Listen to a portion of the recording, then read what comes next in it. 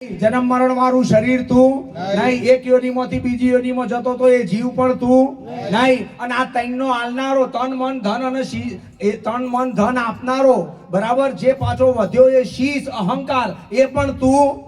तो आ तू तन वगरनो, तू मन वगरनो, तू धन वगरनो, तारा पोतानी अंदर मन छे?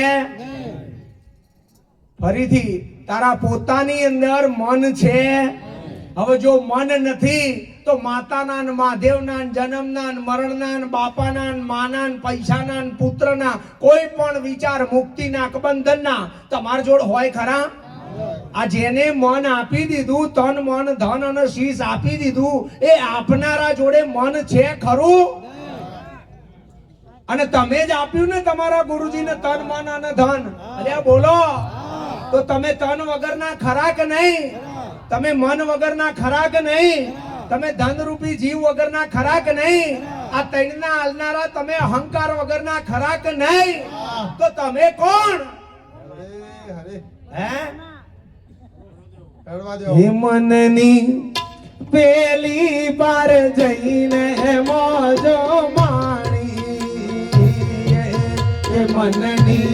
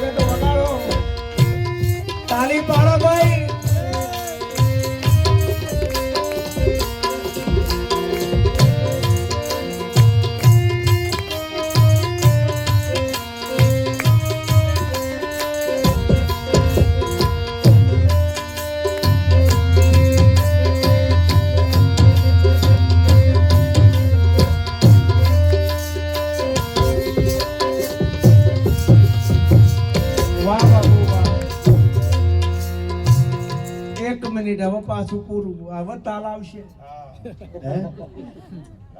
મન તમારે ખહવાનું નહીં, તમારે મારી વાત ઉપર ઉભા રહેવાનું। મનની પેલી પાર જઈને મોજો શબ્દને સમજો। પહેલું ભજન બોલ્યો મનનો મેલ મેલીને માર્ગ ચાલીએ। હવે મનનો મેલ નામ અને આકાર અમે મૂકી દીધો એટલે કે અમે અમારું શરીર મૂકી દીધું, આ નામ અને આકાર વાળું તન મૂક્યું કે ના મૂક્યું? અલ્યા બોલો, આ મૂક્યું ને? આ મનનો મેલ તમારું પોતાનું નામ અને આકાર વાળું શરીર તમે મૂક્યું બરાબર, તો તમે મન વગરના ને, તન વગરના ને। હવે ત્યાં આ ભજન કાલિદાસ બાપુનું લાગુ પડે। કયું ભજન? મનની પેલી પાર। તમારા નિજ સ્વરૂપમાં અખંડ આનંદ છે। કેવો આનંદ? અખંડ આનંદ। જ્યાં દુઃખ સુખ હાચું ખોટું પાપ પુण्य સ્વર્ગ નરક બંધ મોક્ષ આવું જવું માં બાપ ગુરુ ચેલો કશું મળે નહીં, જ્યાં સાપેક્ષ સ્વાદ જ નથી, જ્યાં જ્ઞાનય નહીં અને અજ્ઞાનય નહીં। આહા, આ વાત આ મહિમા સદગુરુ બતાવે છે કે મનનો મેલ મેલીને આ શરીર તમારા મનનો મેલ મેલ્યો અને મેલનારો કેવો છે? મનના પાર છે। મનના પાર આનંદ આનંદ ને હરદમ સોહમનો નાદ સંભળાય મનની પેલી પાર જઈને। હવે અહીં થોડુંક સુધારો, મનની પેલી પાર તમારે જવાનું નથી, તમે મનની પેલી પાર છો ને? સમજાય છે? આ માઇક ને આ મર્ક્યુરી ગોરા ને કરંટ પાવર આલે છે ને, પકડો આ વાત ને। હવે આ ગોરા થી કરંટ ને છૂટવું હોય બરાબર, તો ગોરા ને ઓરંગવો પડે કે એ પાર સહજ? આ કરંટ મર્ક્યુરી માં આયેલો છે બરાબર, પણ કોઈ મર્ક્યુરી એ કરંટ ને ઝાલ્યો નથી, ઝાલીએ કે ખરો? કરંટ તો પોતાના મહિમામાં પાર પાર છે ને। આ મર્ક્યુરી કરંટ વગર અજવાળું આલી હક, એટલે કે મર્ક્યુરી કરંટ વગર રહી હક?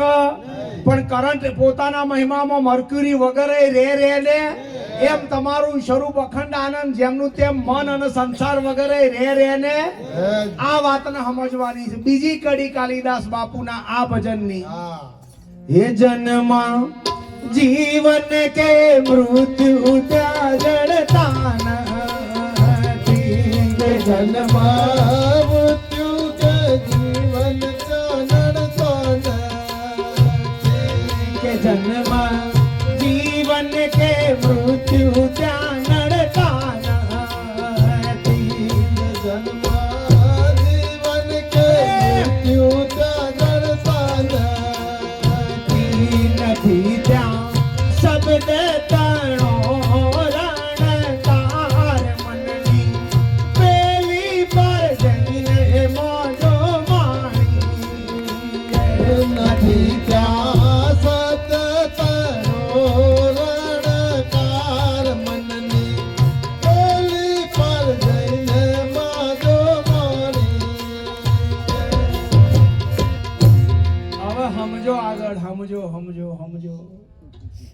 જન્મ જીવન કોઈ પણ મહાપુરુષનું ભજન પકડો એટલે એમાંથી એક જ શબ્દ છોડવાનો નહીં, અને શબ્દે શબ્દ ઉપર તમારો વિચાર કરો તો તમને જ્ઞાન થાય, ને કે જ્ઞાન જ્ઞાન કશું થાય. જન્મ જીવન કે મૃત્યુ ત્યાં જડતા નથી, નડતા નથી. હે ક્યાં?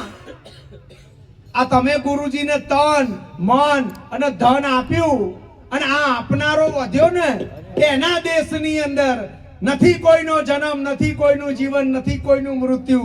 આવી વાત ગુરુ મહારાજે બતાવી છે કે નથી બતાવી? તો ચમ અત્યાર સુધી નક્કી નહીં કરી. જન્મ જીવન કે મૃત્યુ ત્યાં નડતા જડતા નથી. પછી ગજબ ગજબ વાત લખી છે મારા બાપ કાલિદાસ બાપુએ. નથી ત્યાં શબ્દ તણો રણકાર. આ હા હા, સમજો તો સમજાય. ટાઈમ થઈ ગયો છે.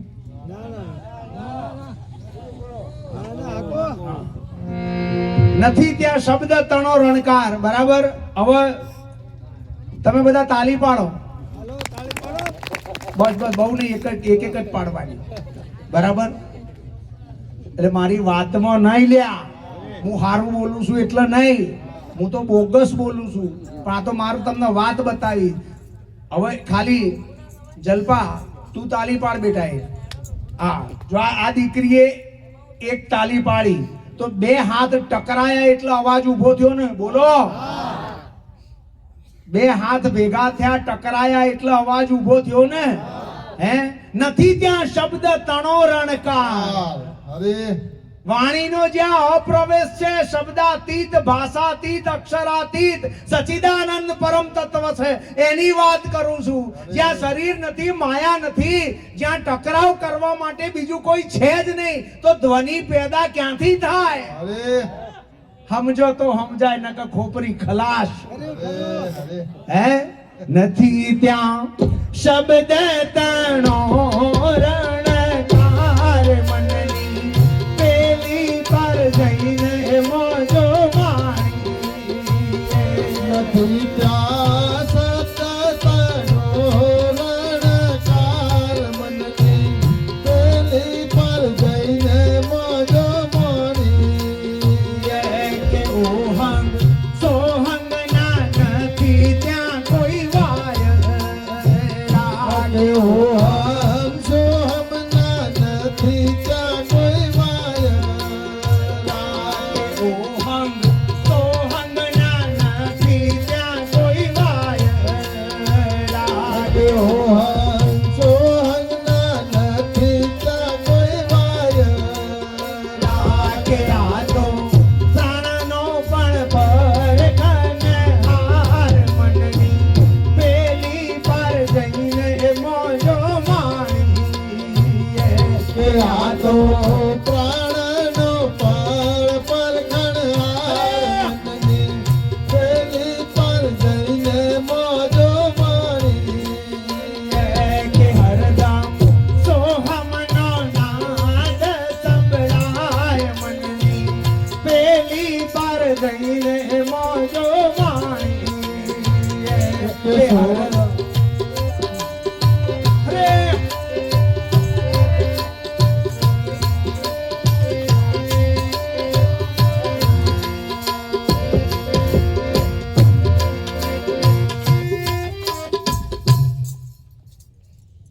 दमन दमती रह गई बुझ गया अंगार है एरण ठपका रह गया उठ चला लवा હે ક્યાંથી આ વાત આવી? આ તો પ્રાણનો પણ પરખનહાર ઓહંગ સોહંગ. તમે અંદર વાયુ લો શ્વાસા લો આ ઓહંગ, બહાર કાઢો એ સોહંગ. આ ઓહંગ અને સોહંગના વાયરા તમારા આ શરીરના લબાચાને લઈને છે. આ શરીરને ટકાવનારો પ્રાણ છે, જે પ્રાણ ઓહંગ સોહંગના વાયરા લે છે. આ તો પ્રાણનો સત્તા આપનારો, પ્રાણથી ન્યારો, પ્રાણનો સત્તાધીશ જુદો અલગ ન્યારો સચ્ચિદાનંદ છે ને. હવે શરીર કાઢ્યું તો વાયરા જાય કે ના જાય? એટલે આ બોલો, ઘર વેચી એટલે બારી ભેગી જાય કે ના જાય? સમજો છો?